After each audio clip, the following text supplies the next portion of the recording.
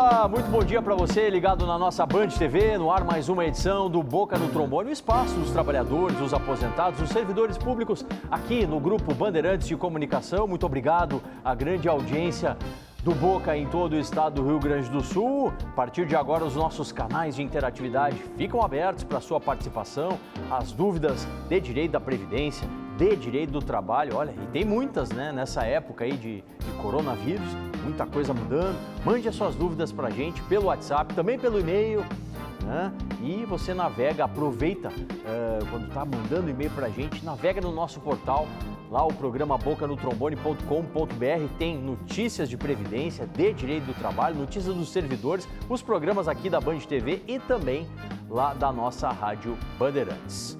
Pauta de hoje. Não vai fugir, né, gente?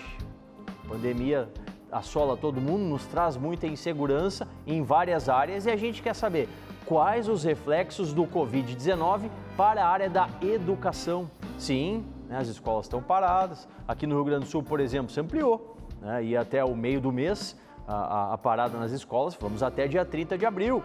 E ainda para averiguação, vamos ver como isso vai ficar lá à frente, né? Então a gente quer saber a sua opinião. Educação é um tema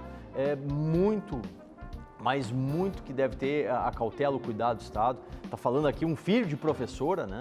Minha mãe, mais de 40 anos de magistério, então a gente sabe as lidas, as batalhas de todos na área da educação. Participe do programa opinando sobre esse tema. Quero saber, então, já na largada aqui dos meus convidados. Hoje vai estar conosco durante o programa o Sindicato dos Professores lá de Novo Hamburgo, né? Ele vai estar interagindo conosco, direto da sua casa lá, o presidente, o Gabriel Ferreira, né? Eu quero saber dele, sua introdução sobre esse tema, as mudanças, o que pode vir por aí com o Covid-19 e a área da educação. Gabriel Ferreira conosco. Bom dia, Dr. Solano, espectadores do Boca no Trombone. Quais os impactos da pandemia do coronavírus para a educação? Em primeiro lugar, a suspensão das aulas necessárias é uma medida que todas as redes já tomaram nesses últimos dias. É necessário se manter essa suspensão das aulas, o prazo que for necessário, enquanto a Organização Mundial da Saúde entender, né, de acordo com as suas diretrizes, e que o Ministério da Saúde oriente na suspensão das aulas. Apenas com critérios técnicos e científicos nós podemos pensar em retornar. Essa suspensão das aulas traz também os transtornos depois da reposição dos dias, e também é necessário então que o MEC flexibilize esses dias letivos, e já há uma sinalização disso, né? A reposição será feita com qualidade, mas precisa que seja feita com condições para que professores e alunos possam trabalhar de forma saudável. O último ponto que eu gostaria de tratar é relativo à assistência às famílias que têm na escola, as crianças que têm na alimentação escolar a sua única fonte de alimento. É necessário que os poderes públicos, os gestores das diversas esferas, tenham planos para dar assistência a essas famílias através de cestas básicas, através de refeições, para que essas famílias possam, então, ter condição de vida e garantir, então, a alimentação dessas crianças que, como disse, têm na escola a sua única fonte de alimentação. E essa é uma realidade de todo o país, né? Todo o país é assim, várias famílias têm ali na escola o seu verdadeiro prato de comida, né? E a gente precisa, né? Estão havendo várias movimentações, inclusive da sociedade civil organizada, no sentido de doações, e a gente bate palma para esse tipo de iniciativa. Está conosco também, lá do CEPER Sindicato, o núcleo, né? Lá de São Leopoldo, o seu coordenador geral, o Luiz Henrique Becker, e ele traz uma visão aí dos professores da área pública, né, estadual, sobre o tema que a gente está propondo, a pandemia e os efeitos na educação. Muito bom dia. Olá, Solano, telespectadores da Band, sou Luiz Henrique Becker, professor e diretor do 14º Núcleo do CEPER Sindicato aqui na região do Vale dos Sinos, Caí e parte do Paranhão. Bom, logicamente que essa pandemia, né, do coronavírus atingiu a todos nós, educadores e educadoras, estamos extremamente aflitos com essa situação e vemos que desde 2009, né, o Sistema Único de Saúde deixou de receber, de ser transferido em torno de 22 bilhões de reais. Ou seja, mesmo antes da pandemia, nós já tínhamos esse problema na rede pública de saúde, com investimentos em hospitais, na questão sanitária, na questão de prevenção das doenças. Então nos causa muita apreensão essa falta de investimento e também um governo federal que avança e que recua e que, né, é consenso praticamente de todos, uma falta de capacitação para enfrentamento dessa pandemia que está colocado aí. Diferentemente do resto do mundo, né, o nosso governo não apoia a quarentena, o isolamento, né, ontem faz uma intervenção com um pronunciamento e pedindo uma coesão nacional e hoje ataca os governadores e prefeitos também. Então, muito preocupante essa situação. E essa questão da unidade é extremamente necessária para todos, né? Porque a gente tem que andar sempre todos com o mesmo intuito, o mesmo caminho, a gente tentar sair o máximo, né, ileso na questão da economia e, juntamente a isso, ter o mínimo de mortes no país todo, né? A gente sabe que, infelizmente, vão acontecer, mas que a gente consiga, e o isolamento social, por isso que é aquela hashtag, né? Fique em casa, você que pode, né? Fique em casa, para que isso não se propague de uma forma multiplicadora. E está conosco também o nosso consultor na área de direito da Previdência, plugado direto lá na sua casa, praticando o isolamento com a sua família, mas atento às questões previdenciárias. E também é o tema que a gente está propondo hoje, doutor Charles Pacheco, em nome de Rodrigues e Pacheco, advogado. Obrigado por atender o nosso convite. A sua opinião, né, sobre esse tema, ou seja, a educação, será que vai sofrer muito com os reflexos da Covid-19? Um bom dia. Muito bom dia, Solano. Agradeço inicialmente o convite de participar de mais um programa Boca no Trombone. Cumprimento aos colegas que também estão participando das suas casas. Como tu bem disseste, estamos em home office, teletrabalho, obedecendo às orientações da Organização Mundial de Saúde, né? O que me cabe aqui, prestei atenção atentamente à fala do Gabriel, do Luiz Henrique, e eu acho que o que me cabe seria, e também a tua, evidentemente, me cabe aqui confirmar, corroborar a fala dos participantes que me antecederam, porque no sentido, o que nós estamos tratando de vidas, né, Solano? E diante dessa pandemia, todos irão sofrer, trabalhadores, empresários, os adolescentes, as crianças, né? Lembrando que as crianças, os adolescentes são grandes vetores, a partir deles a pandemia pode se espalhar ainda mais, né? E se os jovens, as crianças estão em casa, Solano, alguém tem que cuidar desses anjos. Justo. Não é? Então tudo isso acarreta o quê? É um efeito dominó. Não é? Se parou a educação, e eu concordo com os educadores, eu imagino que não há condições de retornar às atividades por hora, e quem sabe nem mesmo no dia 30 de abril, né? Temos que ficar em casa. Isso aí, fique em casa. Bom, vamos para as dúvidas, elas já estão chegando aqui para a gente. A Maria de Fátima, ela diz assim, tem perícia agendada para segunda-feira agora, dia 6 de abril. Estou em tratamento, rompimento total do manguito do braço direito. Minha dúvida é se tenho que enviar fotos dos laudos e atestado. A dúvida da Maria de Fátima. Bom dia, dona Maria. A senhora deveria enviar, não é? Tendo em vista que as perícias elas não estão sendo presenciais, mas sim indiretas, o segurado deveria ter a possibilidade de enviar os seus documentos médicos, atestados, receituários, exames de imagem. Entretanto, até a última sexta-feira, eu mesmo protocolei um pedido de auxílio-doença para uma cliente minha e eu não encontrei essa possibilidade de envio dos documentos. Se a senhora não conseguir fazer o envio desses documentos para a perícia que vai ocorrer amanhã, eu sugiro que a senhora fique atenta para o resultado da perícia e, uma vez negada, a senhora procure um advogado de sua confiança para ingressar em juízo. O governo tem tido boas ideias, mas tem demorado muito para implementar. Essa é uma prova que o Dr. Charles traz, né? Trouxe essa possibilidade da perícia não ser presencial, porém não operacionalizou isso. Muito, mas muito ruim. Outra dúvida, Dr. Charles, o Adair Célio Machado, ele disse que o benefício de auxílio-doença foi suspenso, né, o pagamento em 4 de janeiro, porque a perita encaminhou ele para aposentadoria por invalidez. Está completando 3 meses. Quanto tempo ele leva para voltar a receber?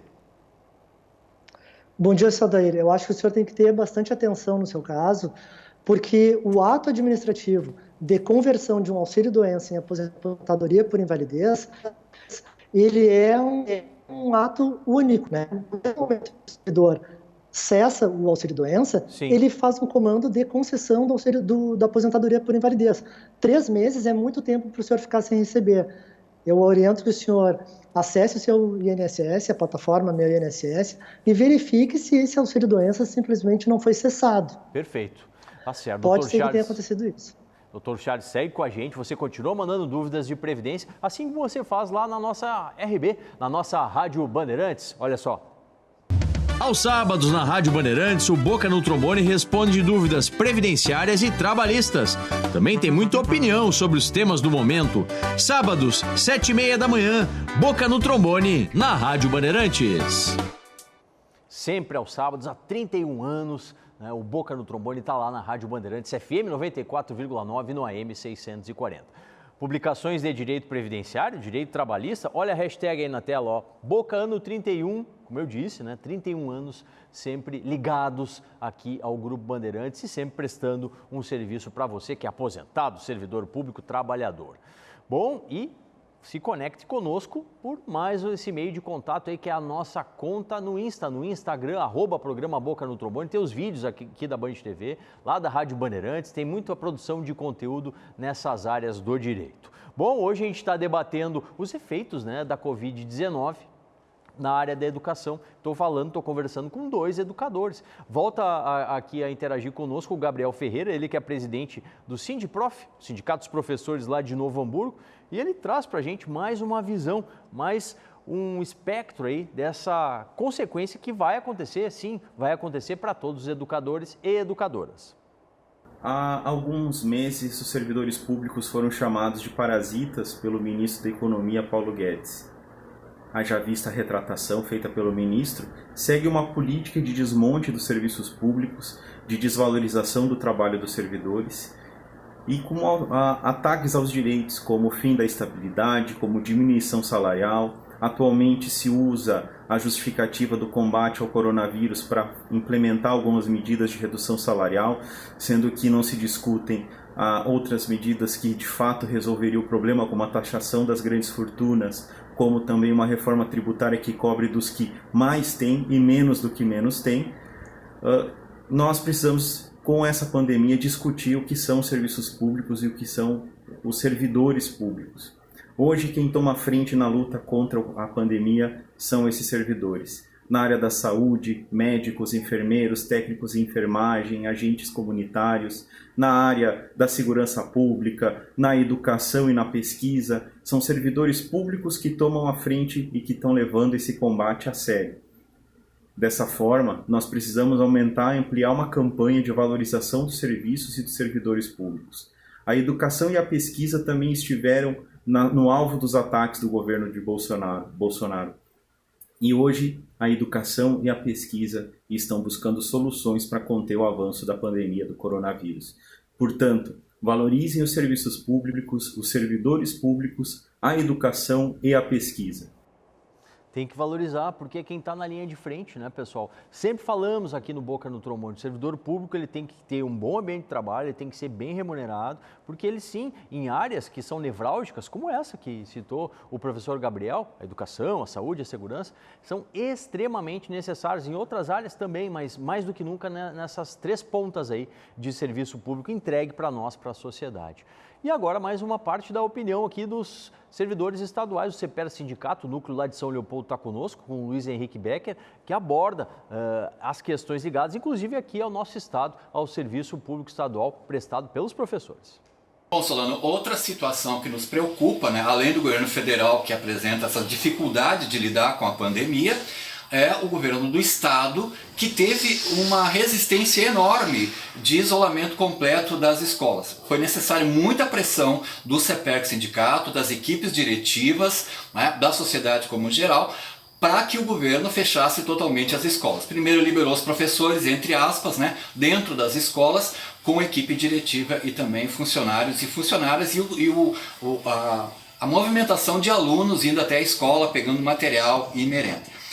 Não bastasse essa situação que a gente está vivendo de angústia com a pandemia, nós temos os nossos salários congelados, os nossos salários parcelados, né, há quase 6 anos. Agora o governo corta o salário em função da greve, uma greve, aliás, que a gente já recuperou. Então a categoria está numa situação de miséria, e não bastasse a questão da miséria, né, a que nós estamos colocados, toda essa pressão, né, esse medo, essa angústia de estar em casa aí, enfrentando essa situação. Temos os nossos professores contato com os alunos e alunas, né, através de trabalhos domiciliares, que é uma forma, né, de o conhecimento ser produzido durante esse período de resguardo. Os professores efetivamente estão trabalhando, né? Estão trabalhando. Por exemplo, o meu filho, que é de uma escola de educação infantil, ele recebe material, ele tem o acesso, né, a conteúdo, né, por parte da escola. E assim é nas várias áreas que os educadores continuam ativos, continuam trabalhando. Realmente a gente lamenta muito essa situação dos servidores estaduais na questão do parcelamento de salários, e tudo isso, né, junto com a pandemia. Olha que situação. Vamos para as dúvidas, mais questões que chegam para a gente na área de Previdência. Quem está conosco em nome de Rodrigues e Pacheco Advogados é o Dr. Charles Pacheco, que está lá em home office, trabalhando aqui para os nossos telespectadores do Boca no Trombone. Dr. Charles, o João Antônio é da sua cidade, de Canoas. Diz ele, 56 de idade e completou 33 de contribuição em novembro. Ele pergunta, a reforma da Previdência me atinge? Bom dia, seu João Antônio, meu conterrâneo aqui de Canoas. A reforma da Previdência, seu João, já lhe atingiu. Tá? Para a gente ter uma ideia no seu caso, se não tivesse ocorrido a reforma da Previdência, o senhor se aposentaria aos 35 anos com 35 anos de tempo de contribuição, daqui a 2 anos.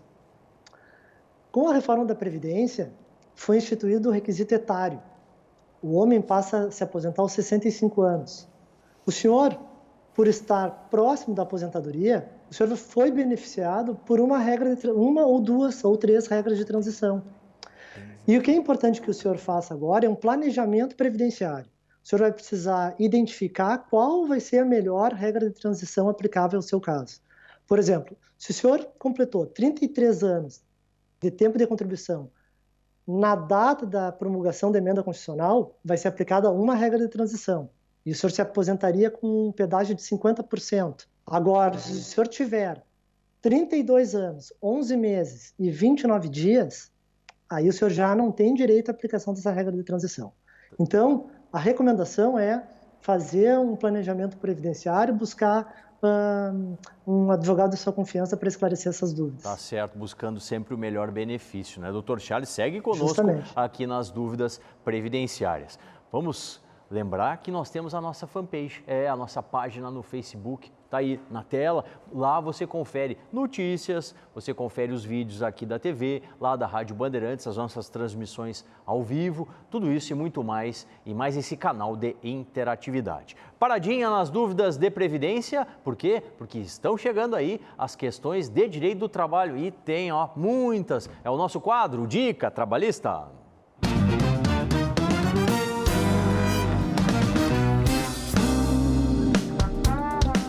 Bom dia, Dr. Solano. Bom dia aos colegas participantes do programa e a quem nos assiste. Hoje o quadro Dica Trabalhista responde a pergunta do Jorge. Ele relata que estava no período do aviso prévio e sofreu um acidente em casa. E ele quer saber se ele tem direito à estabilidade acidentária. Jorge, no teu caso, você não tem direito à estabilidade acidentária, porque os requisitos para o empregado obter essa estabilidade são os seguintes. Primeiro, a doença ocupacional ou acidente de trabalho, ele tem que ser realizado no ambiente do trabalho em virtude de uma realização de uma atividade do empregado. Segundo, além do acidente ocorrer no ambiente de trabalho, o empregado necessita entrar em benefício previdenciário.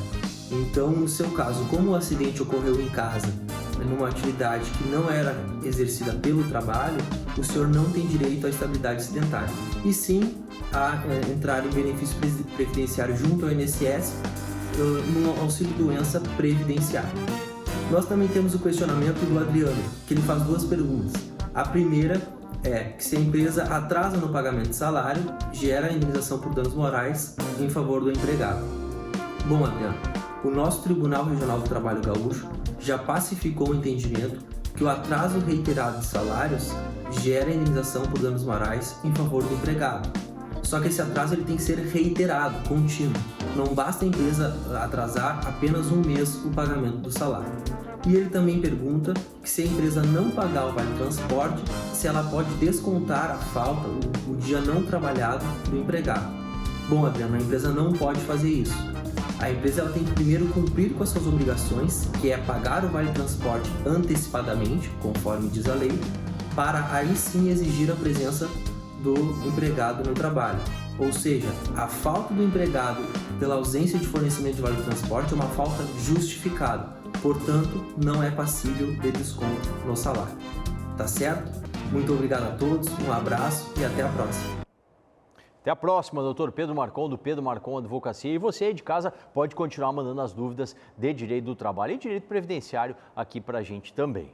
Bom, a gente está divulgando aqui no Boca no Trombone o curso que vai acontecer no segundo semestre, em razão de toda a pandemia, que seria a realização agora no primeiro semestre, ficou para o segundo semestre. E quem dá o recado para a gente, esse curso de pós-graduação em Direito e Processo Previdenciário, é o professor Teodoro Agostinho. Olá, meu querido, olá, minha querida, tudo bem? Olha só, você que é de Porto Alegre e toda a região, nós temos um mega convite para vocês. Estamos lançando a nossa pós-graduação em Direito e Processo Previdenciário, totalmente voltado para a prática previdenciária. Não fique de fora e eu, professor Teodoro, estou te aguardando. Tá aí o portal, eadir.com.br, lá você confere as informações desse curso. Faça o convite também a se inscrever no nosso canal, o canal do Boca no Trombone lá no YouTube. Lá você tem muita produção de conteúdo dos programas da TV e da rádio e também o nosso Boca Digital. Todas as questões, as perguntas que a gente não consegue responder aqui estão lá postadas, respondidas para você. Mais uma vez com o doutor Charles Pacheco, em nome de Rodrigues e Pacheco Advogados. Doutor, antes do nosso intervalo comercial, rapidinho aqui para o Gustavo Machado. Ele diz que tem 43 anos, desconta o INSS desde 96 em atividades especiais. Ele quer saber, se vai conseguir pedir a aposentadoria especial. É a dúvida do Gustavo. Bom dia, Gustavo. Infelizmente, não vai poder pedir a aposentadoria especial, ainda que no próximo ano, em 2021, tu completasse 25 anos de tempo especial. Com a reforma foi instituído um requisito etário, 60 anos, mas no seu caso não vai precisar atingir os 60 anos, vai ser contemplado ali com uma regra de transição e nesse sentido é importante que o senhor faça mais uma vez, insisto, no planejamento previdenciário. Identificar qual vai ser a melhor aposentadoria no seu caso. Tá certo, realmente, a palavra de ordem, Planejamento previdenciário. Agora a gente vai dar uma paradinha, vamos para o nosso break, o nosso intervalo, e você aguarda aí, que daqui a pouco tem as considerações finais do Sindicato dos Professores de Novo Hamburgo, do Núcleo dos CEPERS lá de São Leopoldo e mais dúvidas respondidas por Rodrigues e Pacheco Advogados no Boca, no seu ano 31, sempre na luta.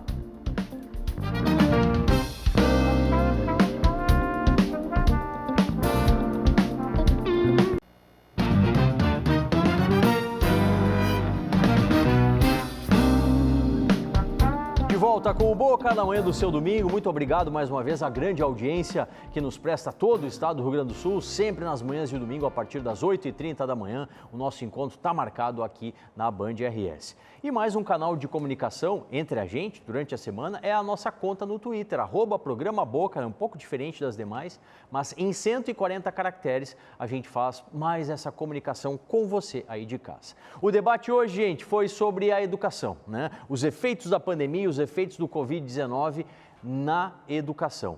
Palavra final, considerações últimas do Sindicato dos Professores lá de Novo Hamburgo com o seu presidente, Gabriel Ferreira. O meu último recado é: sigam as orientações da OMS, vamos manter o isolamento, fazer a nossa parte para que esse vírus não se propague e possamos achatar a curva. Os governantes precisam fazer políticas econômicas e sociais para garantir o bem-estar da população, manutenção dos empregos e a garantia de uma qualidade de vida digna para todos e todas. Nas nossas escolas, precisamos rever a formatação das turmas, geralmente lotadas, com salas de aula com pouca ventilação, álcool em gel, produtos de limpeza à disposição, e que os hábitos que nós estamos aprendendo com essa pandemia, que nós possamos seguir e evitar que novas pandemias venham a ocorrer, e façamos a nossa parte. Fica o meu abraço a todas e todos, desejando muita força, muita paciência e muita perseverança a todos nós. E obrigado pelo convite. A gente que agradece, professor Gabriel, porque é realmente essa mensagem, né? Muita força entre todos nós para a gente passar esse momento de dificuldade. Palavra final agora do CEPER, sindicato lá do Núcleo de São Leopoldo, com seu coordenador-geral, Luiz Henrique Becker. Bom, o que fazer numa situação dessas, né? Nós precisamos preservar a vida, logicamente também olhando, né, para a situação das famílias, da comunidade escolar, preservar os empregos, que o governo federal aponte logo, né, esses valores aí que já foi discutido no Congresso Nacional, um valor de R$600, que não é, né, o ideal, mas já dá para quebrar o galho aí nessa situação de emergência. Também os pequenos comerciantes, os trabalhadores que estão sem carteira assinada, ou seja, na informalidade, né? Mas preservar, sobretudo, a vida nesse sentido. Então, continuar dialogando com a sociedade, com as organizações, com os sindicatos, para que a gente possa logo, né, superar este período aí e preservando, né, a saúde de todos vivos, né, todos e todas vivos durante o período aí que a gente tiver de quarentena. Então, fica aí a nossa dica, todo mundo em casa e com bastante saúde. Um abraço a todos e a todas. Obrigado, Luiz. Realmente, podendo ficar em casa é a hashtag Fique em Casa. Vou lá com o Dr. Charles Pacheco, a gente está chegando ao final do programa, mas vamos responder aqui para o Eloy, Dr. Charles. Ele quer saber sobre a PEC paralela, que trata da transição das aposentadorias, aprovado lá no Senado. Como é que está o andamento?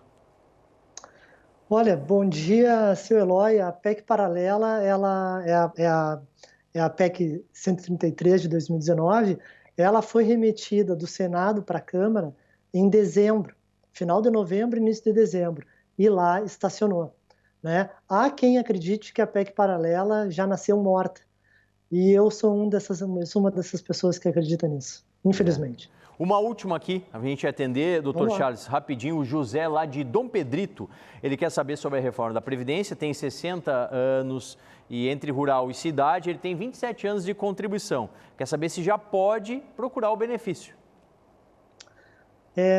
Infelizmente ainda não, porque aí me parece que se trata de uma aposentadoria híbrida ou mista, onde ele utilizaria tempo rural e tempo urbano. Nesse caso, ele precisaria, então, implementar o requisito etário de 65 anos. Doutor Charles, muito obrigado pela disponibilidade aí direto da sua casa. Bom trabalho e sigamos firmes aí no nosso isolamento social. Até a próxima. Muito obrigado pelo convite, Solano. Um abraço a todos.